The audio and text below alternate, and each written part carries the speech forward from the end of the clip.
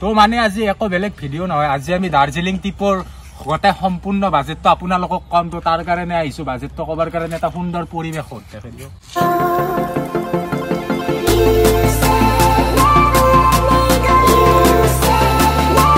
তো মানে সকলোৱে সুধি আছে দাৰ্জিলিং ট্ৰিপটোত কিমান টকা বাজেট গ'ল আমাৰ আৰু কিমান টকা দাৰ্জিলিং যাব পাৰি।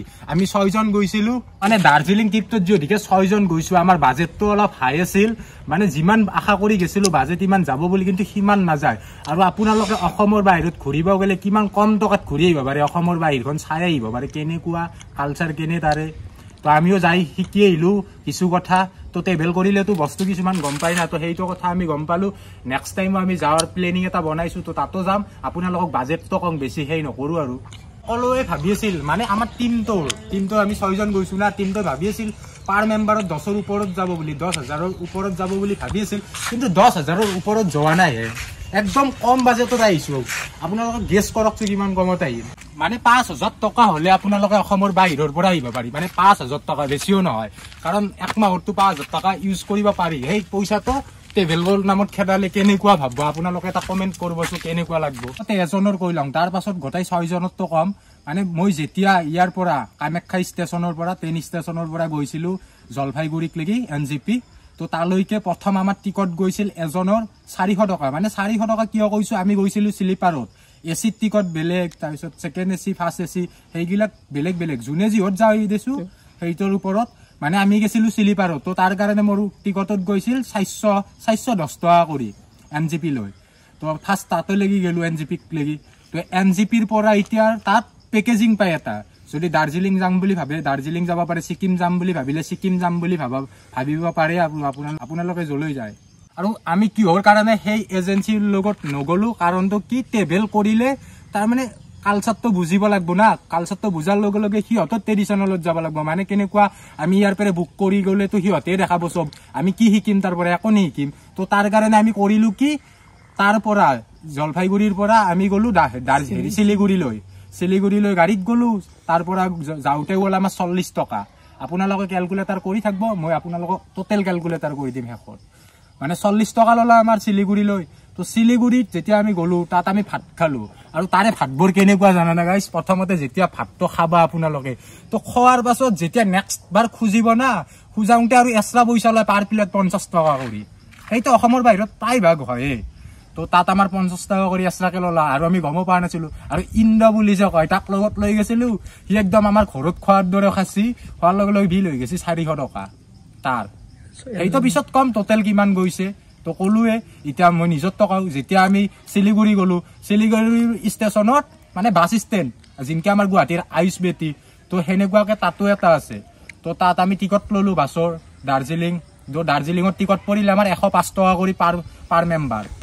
যেতিয়া আমি গলো দাৰ্জিলিং যাব আৰম্ভ কৰিলো শিলিগুৰিৰ পৰা দাৰ্জিলিং গলে কিমান কিলোমিটাৰ হয় আপোনালোকক জনাই দিওঁ, 83 কিলোমিটাৰ হয়। তো 83 কিলোমিটাৰত ললে আমাৰ 105 টকা কৰি। আৰু যেতিয়া আমি গলো একদম দাৰ্জিলিং পাম, আৰু দাৰ্জিলিঙৰ পৰা বাছখন তাৰমানে অলপ আঁতৰত ৰখাই, তো ৰখাৰ আগতে আমি কলো ড্ৰাইভাৰ দাক মল ৰোডত নমাই দিব আমাক। তো ড্ৰাইভাৰ দাই নমাই দিলে আমাক মল ৰোডত। মানে ড্ৰাইভাৰটো আমাৰ অসমৰ, তাতে প্ৰায় অসমীয়া মানুহ দেখা পাবয়ে, 10টাৰ ভিতৰত 2টা হলেও অসমীয়া থাকেই। তো দাদাক কলো অসমৰ বেৰে আহিছো আমি, তো আমাক নুমাই দিলে মল ৰোডত। আনকি সিহঁতে দেখাই দিছে যে মল ৰোডৰ ওপৰত হোটেল পাব। তো আমি কৰিলো কি, আমি 6 জন আছো, কাকো চিনিও নাপাও। তো তাত গলো মল ৰোড যাই ফেলে আমি প্ৰায়ভাগ আধা ঘণ্টা মানে এটি হোটেল বিচাৰি পোৱা নাই। আৰু মল ৰোডৰ যিমাহা হোটেল আছে ওচৰতে 4,000 5,000 পাৰ নাইট লয়, মানে এটা ৰাতিত 4,000 5,000 লাগি খোজে। তো আমাক আৰু য'ৰ পেকেজিঙত আছিল, পেকেজিঙৰ নাম্বাৰটো আছিল, তো তাত ফোন কৰি দিলো অলপ পেকেজিংটোৰ দাদাজনক। তো দাদা আমি এনে তেনে আমি ইয়াত ৰুম পোৱা নাই। তো দাদাই কৈ দিলে বোলো এটা অসমৰে ল'ৰা আমাৰ ওচৰৰে, তো আমাক দেখাই দিলে যে আপোনালোকে এটা ৰুম দিয়ক সিহঁতক। তো ৰুম দিলে, কিন্তু আমি ৰুমটো কমত পাইছো দেই, কাৰণ আমি কমত পালো। মানে 6 জনৰ আমাৰ 1800 টকা কৰি পাৰ নাইট লৈছে। মানে তাতে যদি এজনে ৰুম লয়, যদি চলোকে যায় আপুনি, চলো ট্ৰেভেল কৰে, তেতিয়াহ'লে মল ৰোডত এজনৰে 1800 কৰি পাৰ নাইট লয়। মানে কেনেকুৱা চব সুবিধা থাকিব দেই ৰুমটোত, হিটাৰৰ বেৰা চব আদি কৰি ক্লিকি চব থাকিব। আনকি খাৱা লোৱাটো এক্সট্ৰা, অকল ৰুমত থাকিব পাৰিব। আৰু তাৰ পৰা অলপ ভিউ পইণ্ট থাকে না, ভিউ পইণ্টৰ কাৰণে সিহঁতৰ দামটো বেছি।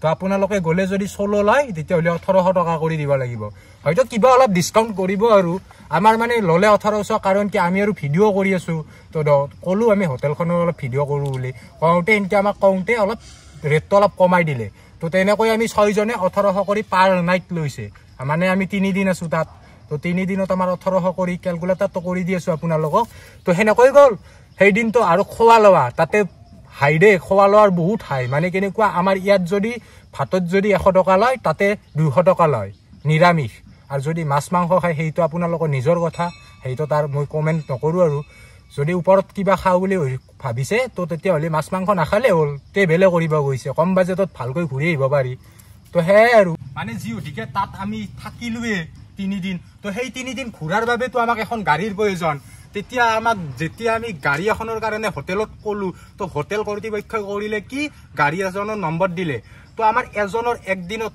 গাড়ী এখনত আমি যদিকে 6 জন আছিল 500 কৰি গৈছে দেই 3000 কৰি লৈছে 2 দিনত 6000 টকা লৈছে আৰু 3 দিনত আমাৰ ললে হেৰি টকা ললে 8400 নে কি ললে হা অলপ ডিসকাউন্ট দিলে গাড়ীৰ দাদাতই মানে যদিকে আমি ঘুৰিব লাগিব ফাৰ্স্ট টাইমে আমি ঘুৰাৰ কাৰণে আগাৰি না যিদিনা আমি ৰাতিপুৱা যাই পাছো গধূলি আমি মল ৰোড খান ঘুৰিলো মল ৰোডত ঘুৰিবলগীয়া বস্তু বহুত আছে মানে কি প্ৰথমতে যাই ফেলে আপোনালোকে পাব তাত গোৰ্খা ৱাৰ মেমৰিয়েল বাতাসিয়া তো হেইটো ঘুৰিব পাৰিব আৰু তাত টয় ট্ৰেইনো আছে যদিকে টয় ট্ৰেইনৰ বাবে বিখ্যাত দাৰ্জিলিংখন আৰু যেতিয়া আমি তাৰ পৰা আহিলো বাতাসিয়াৰ পৰা তো তাৰ পৰা আহিলে আমি পালো মনিস্ট্ৰি মল ৰোডত বিভিন্ন মনিস্ট্ৰি পাব মানে বহুত মনিস্ট্ৰি আছে তাত যোনটোত যাম বুলি ভাবে আৰু তাতকৈ এটা ডাঙৰো আছে জাপানিজ টেম্পল দে বৌদ্ধ ধৰ্মৰ কি জানি এইটো মোৰ হয়তো অলপ ভুলো যাব পাৰে আপোনালোকে ক্ষমা কৰিব তো তাতো গলো আৰু জাপানিজ টেম্পল বুলি যে কয় তো তাত গেলো যাই ফেলে আমি চালো আৰু তাৰ পৰিবেশটো ভাল লাগিল তো তাৰ পৰা আৰু দাৰ্জিলিংখনৰ পুৰা লুকটো দেখা পায় আৰু মানে দাৰ্জিলিংখন কেনেকুৱা পাহাৰত কেনেকুৱাকে আছে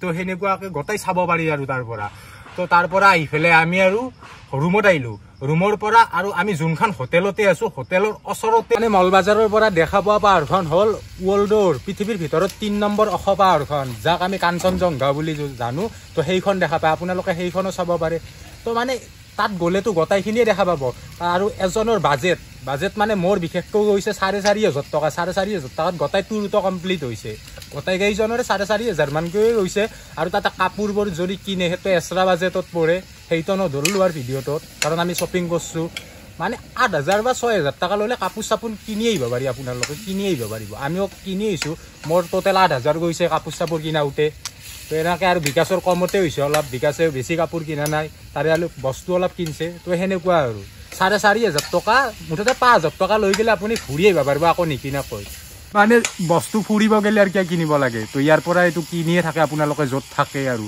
তো তাতে কিনক তাতে গ'লে কিবা অলপ আনো বুলি ভাবিলে তাৰ পৰা ট্ৰেডিশ্যনেল বস্তু লৈ আহক তো একো কিনিব নালাগে ডাইৰেক্ট আহিব পাৰি আৰু 5000 টকা আৰু যদি কিনো বুলি ভাবে তেতিয়াহ'লে 5000 টকা কম হয় তো এই বাজেটটো আছিল আৰু এতিয়া আমি খানা খাব আহিলো তো খানাটো দেখাই দিওঁ আপোনালোক কেনে প্ৰস্তুতি চলি আছে অৰূপে বনাই আছে আজি মানে তাত আহি থাকোঁতে ভিডিঅ' নবনালো কাৰণ মোবাইলত চাৰ্জ নাছিল তো মাংস চাংস লোৱাৰ কিমান দেখে কিন্তু তাৰ ডাইৰেক্ট খানা খাই গেলো আমি তো এতিয়া খানা বনাই আছে অৰূপে চলা তলা খুলি লৈছি আৰু বিকাশো আহিলা ঘৰৰ পেৰে